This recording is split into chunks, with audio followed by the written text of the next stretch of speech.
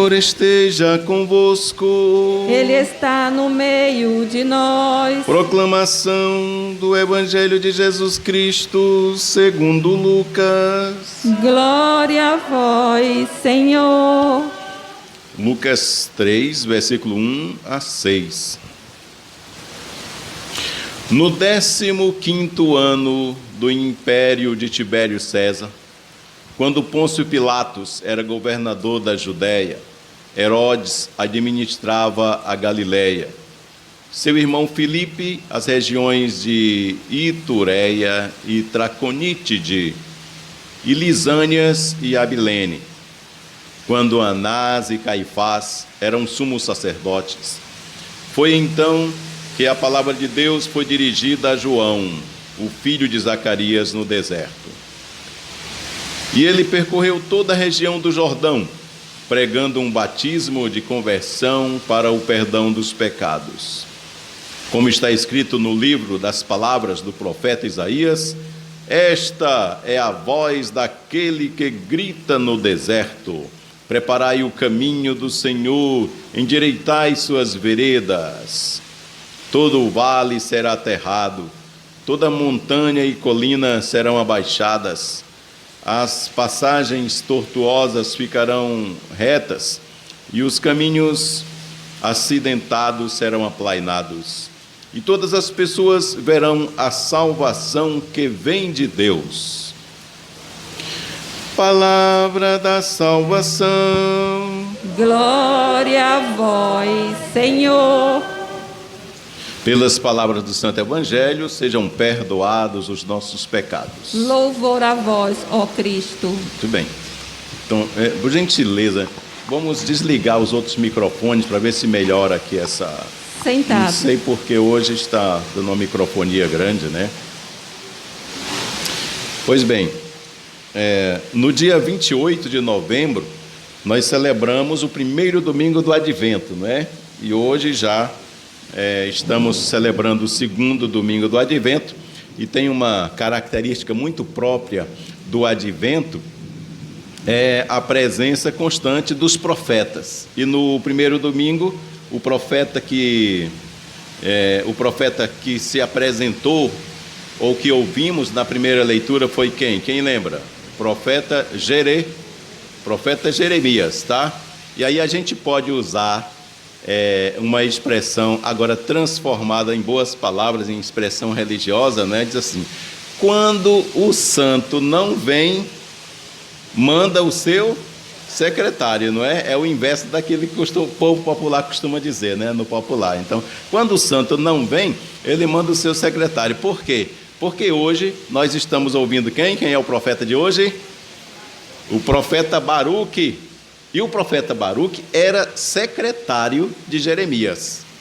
Isso, secretário de Jeremias. Por isso que eu lembrei dessa expressão popular que calha muito bem, né? Quando a gente chama de santo, tá? Então, o profeta Baruque, aliás, a palavra Baruque, né? O profeta Baruque significa abençoado. Já começa bem, não é? Baruque significa abençoado. E o profeta Baruque, como secretário do profeta Isaías, está registrado no capítulo 13 do profeta Jeremias, profeta Jeremias, capítulo 32, versículo 1 ou 11, ele cita isso, tá? E o profeta Baruque, ele viveu exatamente no momento em que o povo estava passando por um processo de segundo exílio. O primeiro exílio que nós conhecemos é aquele do Antigo Testamento, da libertação do povo do Egito, não é isso? Que atravessa o deserto e tudo, etc., para celebrar a Páscoa. É considerado, então, alguns doutores, né, consideram este como o segundo exílio. O quê? O sofrimento, que é a escravidão do povo no exílio da Babilônia, tá? No exílio da Babilônia. Então, o profeta Baruque, ele aparece nesse momento. Por isso que a gente vai entender a palavra desse profeta Baruque, que é uma palavra de incentivo ao povo que está naquele sofrimento terrível do exílio. O exílio se dá quando é dominado no caso, o rei Nabucodonosor, babilônico, ele domina o povo judeu e leva o povo escravo, não é? E também um feito que é realizado pelo rei babilônico, Nabucodonosor, foi a destruição do templo. Então ele manda destruir o templo de Jerusalém, a primeira vez que é destruído, não é? E aí leva o povo escravo. Então, quando está se aproximando o período de libertação, aí Deus, ele toca o coração e instrui as palavras do profeta Baruque. Vamos ver se tem a ver com o que nós estamos dizendo.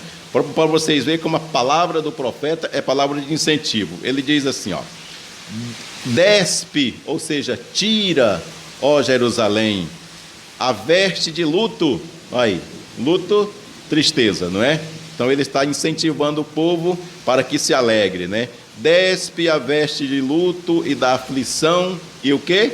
Se reveste de adornos de glória, de manto da justiça, porque manto da justiça que vem de Deus. Põe na cabeça o diadema da glória eterna.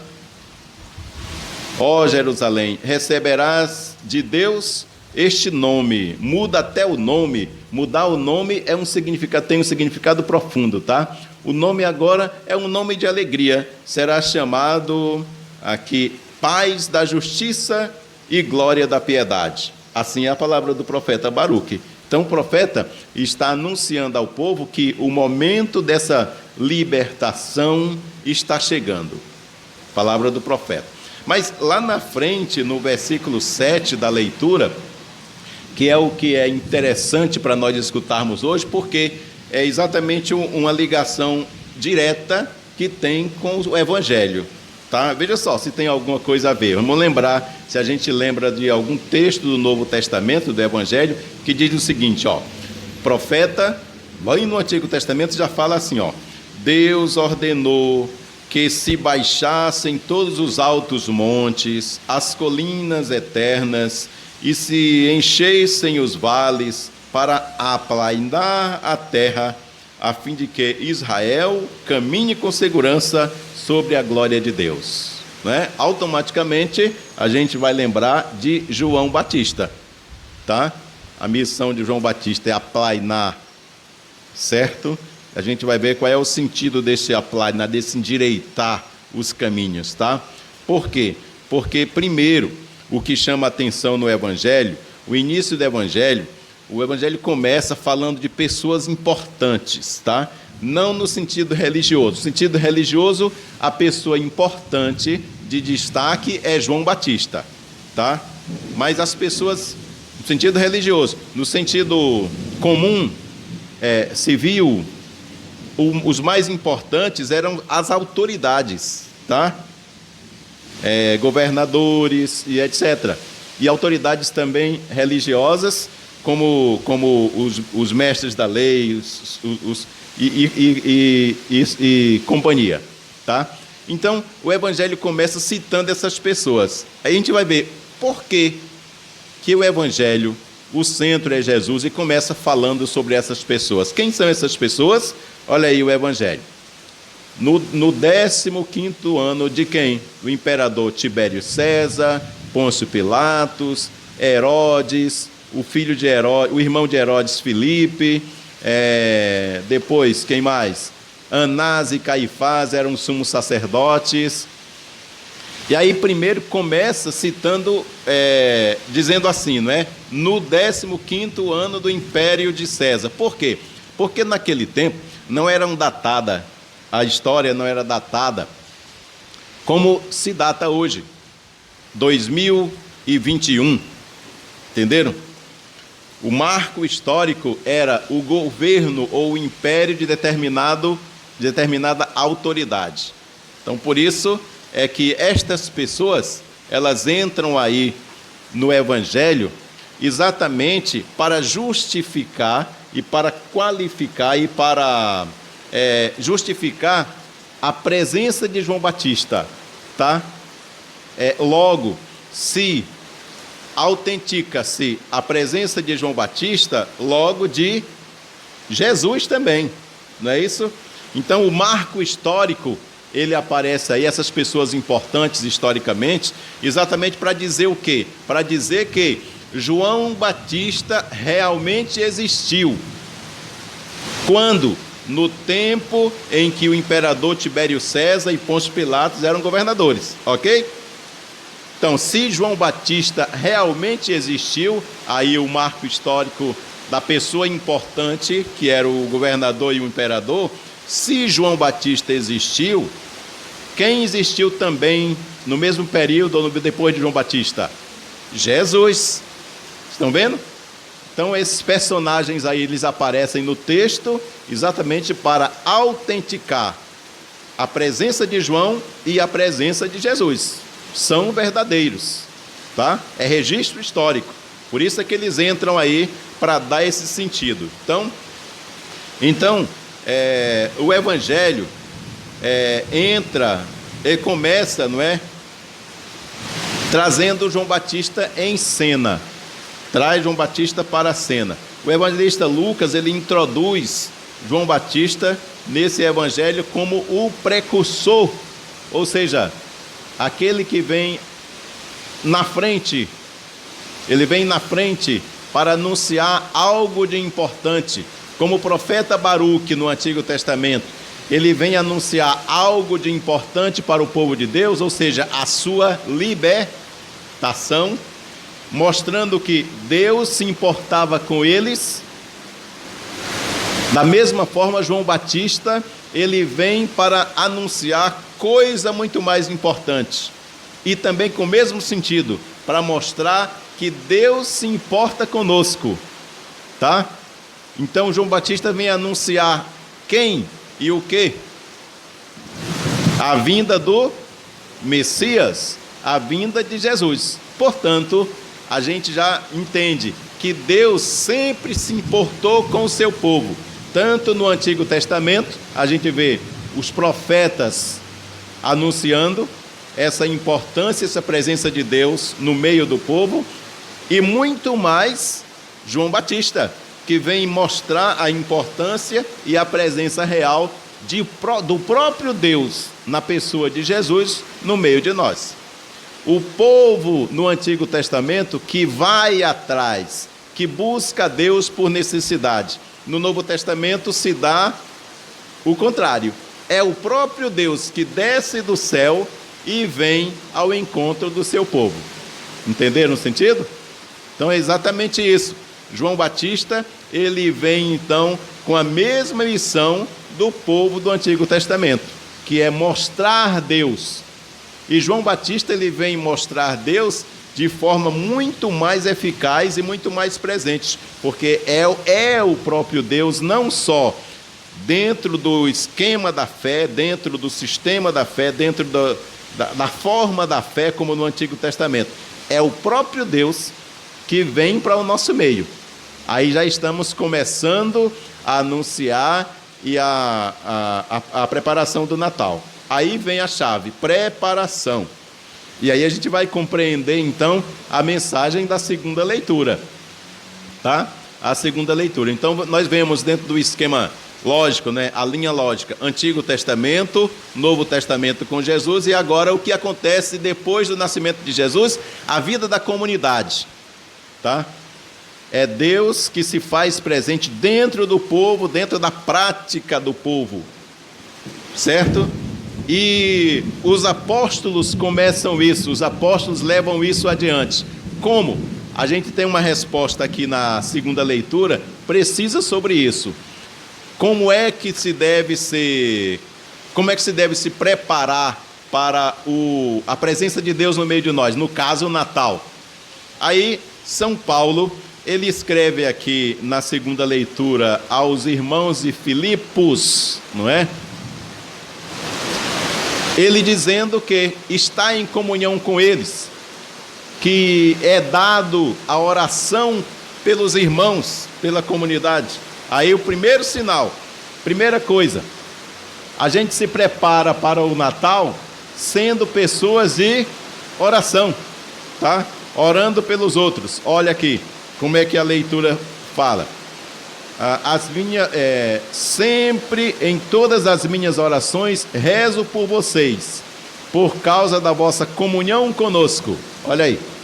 Então, preparação do Natal, momento de comunhão. E a gente não pensa aqui em comunhão eucarística só, mas a comunhão entre irmãos, orar um pelos outros. Tenho a certeza de que aquele que começou em vós uma boa obra, ou seja, o Espírito Santo de Deus, começou em vós uma boa obra, ele há de levá-los à perfeição. Há de levá-los à perfeição, até o dia de Cristo Jesus. O que nós entendemos então? Ora, São Paulo e a comunidade de Filipos, elas existem depois de Jesus. Como é que ele diz então a expressão levá-los à perfeição ao dia do Senhor Jesus? Não é?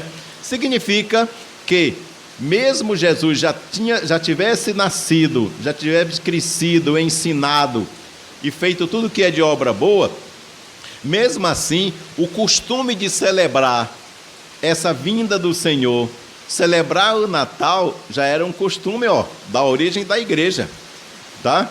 Celebrar a presença de Cristo. Então, há de levá-los à perfeição até o dia do Senhor Jesus. Então, esse dia do Senhor Jesus, a que ele se refere, não é mais o Natal, o primeiro Natal que se celebrou, mas esse costume de celebrar sempre, esse costume de se preparar sempre para celebrar a vinda do Senhor. Aí nós descobrimos como nós estamos vivendo o Evangelho desde a origem, tá? Se preparar para o Natal é uma coisa que vem, desde o tempo da origem do Evangelho. Então fazemos bem quando a gente se preocupa com isso, tá certo? Se reconhecer como irmãos, orar uns pelos outros e se preparar bem, tá? Então o apelo dessa liturgia de hoje é para que cada um de nós, você que está aí também em sua casa, cada um de nós pense em que podemos melhorar, já ir melhorando até o dia 24 de dezembro, tá? Para celebrar bem o dia 25 de dezembro. Então, a liturgia toda é esse convite para essa preparação. Vamos nos comprometer, então, com isso? Vamos ou não vamos? Eis o apelo da leitura.